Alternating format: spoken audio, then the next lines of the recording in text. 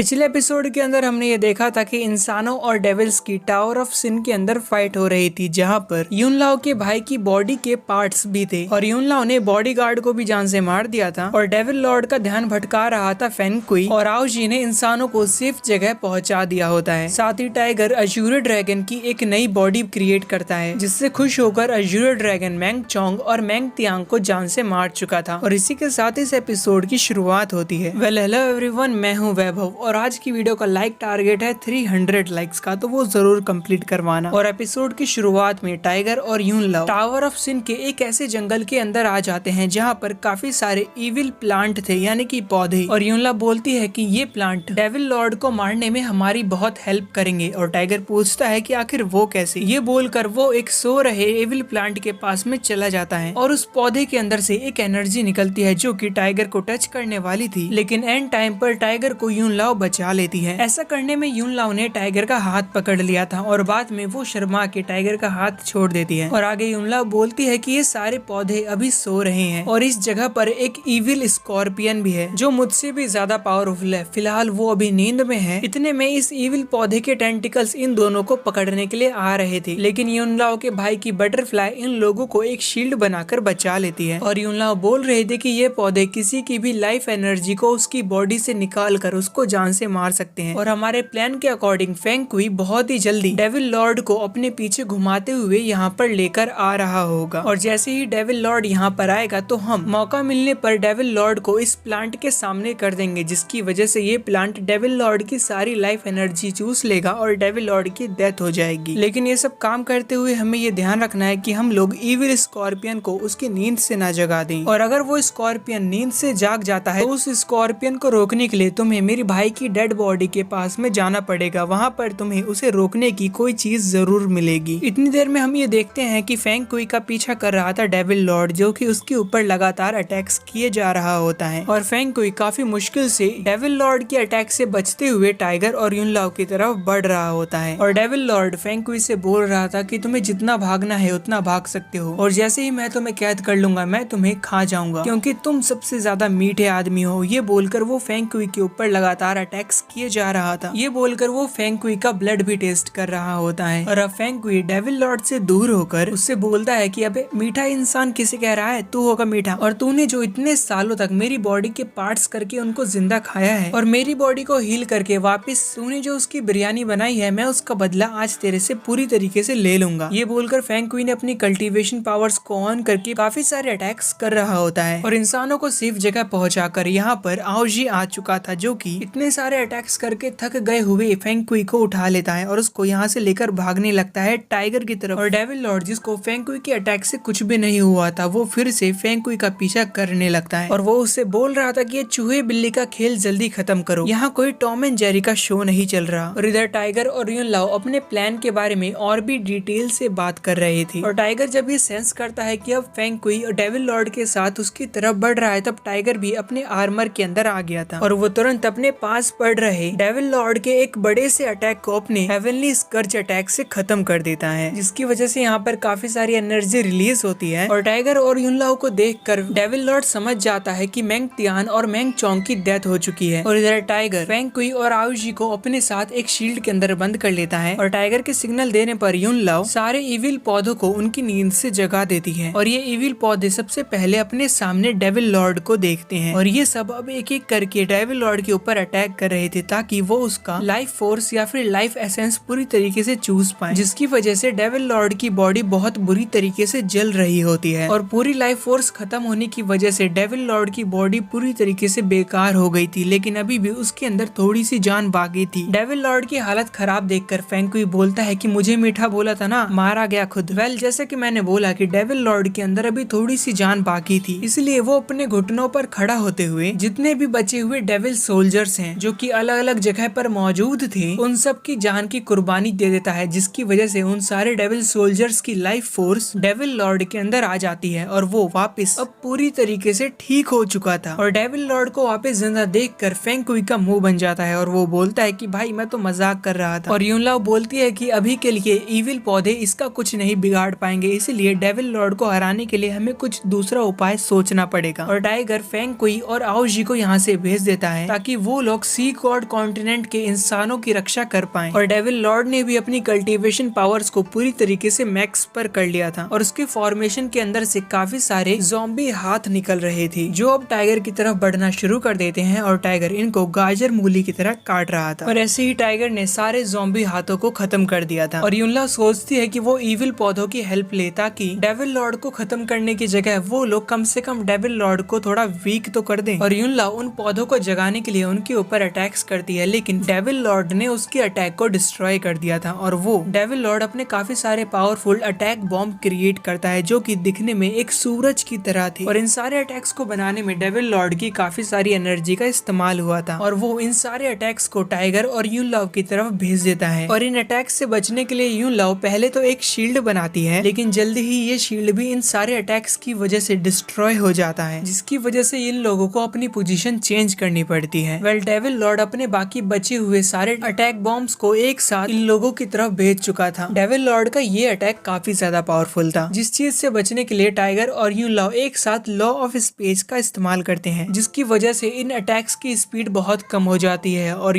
जिसकी वजह से यूनलाओ अपने स्पेस ऑफ लॉ के थर्ड रूल का इस्तेमाल करते हुए अपनी तरफ बढ़ रहे कुछ अटैक्स को दूसरी जगह भेज चुकी थी। लेकिन डेविल लॉर्ड का दूसरा पावर अटैक इन सारे इविल पौधों को जला देता है और इसकी वजह से यहाँ पर एक काफी पावरफुल धमाका भी हुआ था, जिसके बाद यूनलाओ सेंस कर लेती है कि इविल स्कॉर्पियन नींद से जागने वाला है। और यूनलाओ की बात सच थी, क्योंकि ये स्कॉर्पियन अब हिलना शुरू कर चुका था। वेल ये स्कॉर्पियन अभी डेविल लॉर्ड और यूनलाओ से ज्यादा पावरफुल है, जो कि नींद से जागते ही बैटलफील्ड के अंदर आ जाता है, जिसके सामने सबसे पहले डेविल लॉर्ड खड़ा था। और डेविल लॉर्ड बोलता है कि इतने बुरे दिन आ गए हैं क्या मेरे कि एक कीड़े से फाइट करनी पड़ेगी मुझे। लेकिन जैसे ही वो इविल स्कॉर्पियन डेविल लॉर्ड के ऊपर चिल्लाता है तो डेविल लॉर्ड की फट जाती है और वो यहाँ से भाग चुका था। और अब बचे हुए थे टाइगर और यूनलाओ, जिनको सेंस करके ये इविल स्कॉर्पियन उनके ऊपर एनर्जी बीम अटैक्स करता है। वेल टाइगर हमारे टाइगर श्रॉफ की तरह हीरोपंती करते हुए इविल स्कॉर्पियन के सारे अटैक से बच जाता है। और इस स्कॉर्पियन को इविल पौधे खाने पसंद थे और यूनलाओ को पास में ही एक इविल पौधा दिखता है, जिसकी हेल्प से वो इविल स्कॉर्पियन का ध्यान भटका देती है। और उसने उस पौधे को भेजा था डेविल लॉर्ड की तरफ और वो डेविल लॉर्ड के पास इविल स्कॉर्पियन आकर उस इविल पौधे को खा लेता है। और जब डेविल लॉर्ड इविल स्कॉर्पियन से बच के भाग रहा था तभी उसके सामने टाइगर आ चुका था और टाइगर डेविल लॉर्ड को चेन्स के अंदर बांध देता है ताकि डेविल लॉर्ड इविल स्कॉर्पियन का खाना बन सके। लेकिन डेविल लॉर्ड ने टाइगर के चेन्स को तोड़ दिया था और वो सबसे पहले टाइगर के ऊपर अटैक करने के लिए ही बढ़ता है। लॉ ऑफ स्पेस के फर्स्ट रूल का इस्तेमाल करते हुए टाइगर की जगह इविल स्कॉर्पियन को लेकर आ जाती है और इविल स्कॉर्पियन बहुत ही आसानी से डेविल लॉर्ड को इंजर्ड करके हवा में उछालते हुए पूरी तरीके से खा लेता है। वेल टाइगर और यूनलाओ स्कॉर्पियन से बचकर यहाँ से भागना शुरू कर देते हैं और स्कॉर्पियन इनको भी खाना चाहता था, इसलिए वो इनका पीछा करना शुरू कर देता है। और यूनलाओ टाइगर को यहाँ से भेजते हुए बोलती है कि तुम फटाफट मेरे भाई की बॉडी के पास जाओ, तब तक मैं इस स्कॉर्पियन को संभालती हूँ। वेल यूनलाओ यहाँ पे सबसे ज्यादा स्ट्रॉन्गेस्ट है, लेकिन वो अपनी सारी एनर्जी का इस्तेमाल नहीं कर रही थी। पर इस बार इविल स्कॉर्पियन को रोकने के लिए वो अपनी बॉडी के ऊपर लगी सील को रिलीज कर देती है, जो कि यूनलाओ ने ही लगाई थी, जिसकी वजह से यूनलाओ स्कॉर्पियन को रोकने के लिए अपनी फुल पावर में फाइट कर सकती थी यहाँ पर। और जब यूनलाओ अपने यहाँ पर फुल पावर मोड के अंदर आती है तब वो एक काफी पावरफुल पाम अटैक रिलीज करती है इस स्कॉर्पियन के ऊपर। वेल ये स्कॉर्पियन भी काफी ज्यादा मजबूत था, जो कि थोड़ी देर बाद यूनलाओ के इस पावरफुल पाम अटैक को डिस्ट्रॉय कर देता है। वेल यूनलाओ हार नहीं मानती और अपनी बॉडी के अंदर मौजूद सारी पावर्स को एक जगह इकट्ठा करके वो अलग अलग पोर्टल्स बनाकर इस स्कॉर्पियन को धीरे धीरे डिस्ट्रॉय कर रही थी। और इधर टाइगर यूनलाओ के भाई की बॉडी को ढूंढ रहा था और इसके लिए वो हेल्प लेता है यूनलाओ के भाई के बटरफ्लाई की, जो कि टाइगर को सही बॉडी के पास में ले जाती है। और यूनलाओ के भाई की अभी सिर्फ हड्डियां ही बची हुई थी। वेल टाइगर अभी जिस बटरफ्लाई का इस्तेमाल कर रहा है उसके अंदर टाइगर वाली बटरफ्लाई और फेंगकुई की भी बटरफ्लाई शामिल है। और यूनलाओ के भाई की जो मेमोरीज और आखिरी बातें हैं वो इस बटरफ्लाई के अंदर अब्सॉर्ब हो जाती है और वो अब एक ऐसी बटरफ्लाई बन गई थी जिसके पास यूनलाओ के भाई की पावर्स और मरने से पहले बोली गई आखिरी बातें थी यूनलाओ के लिए। और इधर बैटलफील्ड के अंदर यूनलाओ अकेले इस स्कॉर्पियन को काफी देर तक संभाल रही थी, लेकिन ये स्कॉर्पियन यूनलाओ के इस फॉर्मेशन से भी आजाद हो जाता है और ये स्कॉर्पियन यूनलाओ के ऊपर अटैक करने के लिए भी जा रहा था। लेकिन टाइगर यूनलाओ के भाई की सारी पावर्स को जो उस बटरफ्लाई के अंदर मौजूद थी उनको एक अटैक में इस्तेमाल करके अपना फाइनल अटैक करता है इस स्कॉर्पियन के ऊपर, जिसकी वजह से ये स्कॉर्पियन कट चुका था बीच में। और पावर्स यूज होने के बाद अब सिर्फ यूनलाओ लाओ के भाई की आखिरी बातें थी उस बटरफ्लाई के अंदर, और वो बटरफ्लाई यून लाओ के माइंड में जाकर उसकी भाई की सारी मेमोरीज और आखिरी बातें सुनाने लगती है यून लाओ को। और यून लाओ को याद आता है कि उसका भाई उससे कितना ज्यादा प्यार करता था, और पहले ये लोग काफी गरीब हुआ करते थे, लेकिन कल्टीवेशन में ये दोनों काफी टैलेंटेड थे। और यून लाओ बचपन से ही कोई इमोशन नहीं रख सकती थी। और एक दिन यून लाओ का भाई एक बहुत खतरनाक वॉर के अंदर चला गया जो कि सुपीरियर रियल्म के अंदर थी। और जाने से पहले यून लाओ के भाई ने बोला था कि जिस दिन तुम ये समझोगी कि तुम्हारा बड़ा भाई तुमसे कितना प्यार करता है और मैं तुम्हारे सामने नहीं रहूंगा तो तुम्हारी आंखों में आंसू जरूर आएंगे। और अब वो बटरफ्लाई यून लाओ के माइंड से बाहर आ जाती है। और यून लाओ सोच रही थी कि अगर मैं भी पहले काफी पावरफुल होती तो मैं अपने भाई की हेल्प जरूर करती, लेकिन फिलहाल यून लाओ की बॉडी में क्रैक्स आ रहे थे। और टाइगर ये देखकर शॉक हो जाता है और वो तुरंत यून लाओ की तरफ बढ़ना शुरू कर देता है। और अब ये सीन काफी ज्यादा इमोशनल हो गया था क्योंकि यून लाओ के इस क्लोन की डेथ होने वाली थी। और पूरी तरीके से डिस्ट्रॉय होने से पहले यून लाओ अपने भाई की बटरफ्लाई को टाइगर की बॉडी के अंदर अब्सॉर्ब करवा देती है। शायद इसकी वजह से सीरीज के अंदर टाइगर की पावर्स और भी ज्यादा बढ़ जाए। फिलहाल यून लाओ टाइगर से बोल रही थी कि मैंने अपने इस क्लोन की सारी पावर्स को इस्तेमाल कर लिया है जिसकी वजह से मेरी ये बॉडी डिस्ट्रॉय हो रही है, लेकिन चिंता मत करो, अगर तुम सुपीरियर रियल्म के अंदर आओगी तो वहाँ पर तुम्हें मेरे और भी क्लोन्स मिल जाएंगे और शायद मुझे तुमसे प्यार होने लगा था। ये बोलते हुए वो यून लाओ जिसके अंदर कोई भी इमोशंस नहीं थी, वो टाइगर और अपने भाई को आखिरी गुड बाय बोलते हुए रोना शुरू कर देती है। और फाइनली अब यून लाओ के अंदर भी इमोशंस आ गए थे, लेकिन बेचारे की किस्मत खराब है कि इस फाइनल मोमेंट में उसकी बॉडी डिस्ट्रॉय हो जाती है और उसकी इस सोल का पार्ट उसके दूसरे क्लोन्स के अंदर चला जाता है। और टाइगर भी यून लाओ से ये वादा करता है कि वो एक दिन सुपीरियर रियल्म के अंदर जरूर आएगा यून लाओ से मिलने के लिए। वेल टावर ऑफ सिन की स्पिरिट सी गॉड कॉन्टिनेंट के अंदर ये अनाउंस कर देती है, टावर ऑफ सिन की स्पिरिट बोलती है कि इंसानों और डेविल्स के बीच हुई फाइट के अंदर इंसानों की जीत हुई, जिसके साथ ये एपिसोड खत्म हो जाता है। भाई यहाँ पर टाइगर का क्या होगा, क्योंकि यून लाओ ने तो उससे प्रॉमिस किया था कि वो टाइगर को ईस्ट रीजन के अंदर भेज देगी, लेकिन अब यून लाओ की ही डेथ हो गई, तो टाइगर अब ईस्ट रीजन के अंदर कैसे जाएगा। वेल हम ये देखेंगे अगले पार्ट में, तब तक के लिए लाइक टारगेट पूरा कर देना। मिलते हैं अगले वीडियो में। Thanks for the watching.